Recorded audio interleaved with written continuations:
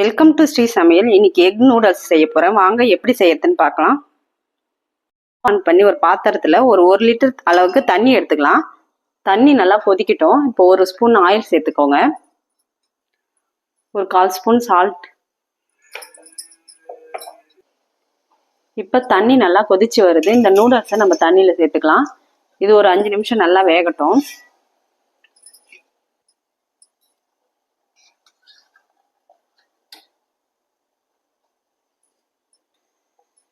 இப்போ நல்லா வெந்திருக்கு. நம்ம ஸ்டவ் ஆஃப் பண்ணிட்டு இதை வடிகட்டி எடுத்துக்கலாம். இப்போ நான் நல்லா வடிகட்டி எடுத்துட்டேன். நார்மல் தண்ணிலையும் வடிகட்டியாச்சு. ஸ்டவ் ஆன் பண்ணி கடாய் வச்சுக்கோங்க. ஒரு 2 ஸ்பூன் ஆயில் சேர்த்துக்கலாம். இப்போ ஒரு 3 முட்டையை உடைச்சி ஊற்றி எடுத்துக்கலாம்.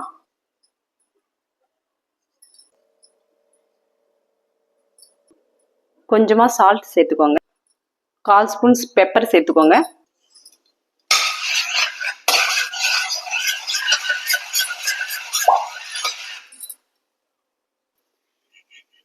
இப்போ இந்த முட்டை வறுவலை நம்ம பிளேட்ல மாத்திக்கலாம்.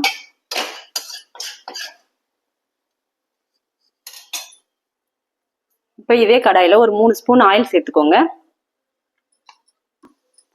கொஞ்சமா பொடியா நறுக்குன பூண்டு, கொஞ்சமா இஞ்சி, ஒரு பச்சை மிளகாவை பொடியா கட் பண்ணியிருக்கேன். இப்போ இது ஒரு 2 நிமிஷம் நல்லா வதங்கட்டும். இப்போ பூண்டு, இஞ்சி, பச்சை மிளகாலாம் நல்லா வதங்கிருக்கு.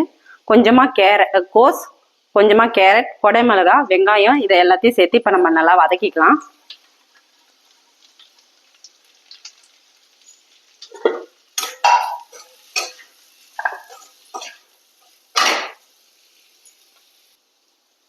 காயெல்லாம் இப்போ ஓரளவுக்கு நல்லா வதங்கிருக்கு. ஒரு 1/4 ஸ்பூன் மிளகாய்த்தூள்,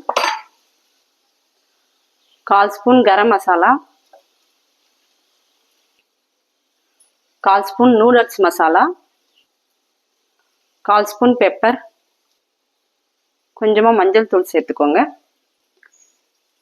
இப்போ இந்த மசாலா ஒரு 2 நிமிஷம் நல்லா வதங்கட்டும்.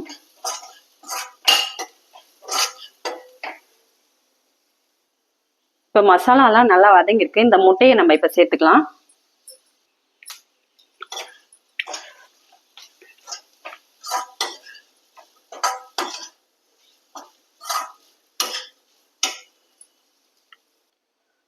ஒரு 1/4 ஸ்பூன் சால்ட் சேர்த்துக்கலாம்.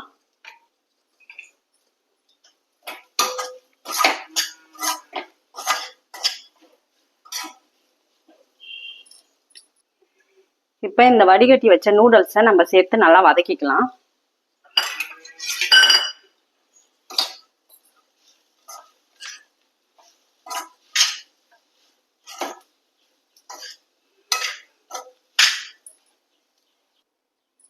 இப்போ சூப்பரான எக் நூடுல்ஸ் ரெடியா இருக்கு பாருங்க. இப்போ ஸ்டவ் ஆஃப் பண்ணிடலாம்.